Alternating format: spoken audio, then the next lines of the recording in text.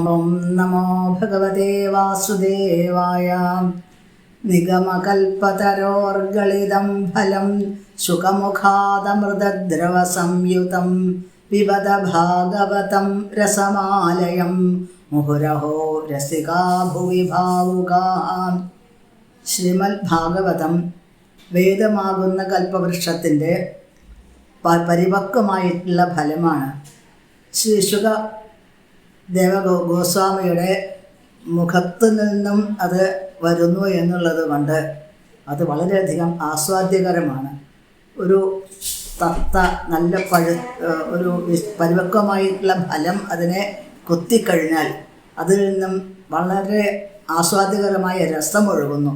ഇതേപോലെയാണ് ശ്രീമദ് ഭാഗവതം ശുകദേവ ഗോസ്വാമിയുടെ മുഖത്തുനിന്ന് വരുന്ന സമയത്ത് അത്രയും ആസ്വാദ്യകരമാണ്. അപ്പോൾ ശ്രീമദ് ഭാഗവത ശ്രവണത്തിനുള്ള ഒരു ക്ഷണനം ആണ് ഈ ശ്ലോകത്തിൽ കൂടെ നമ്മൾക്ക് കാണാൻ സാധിക്കുന്നത്.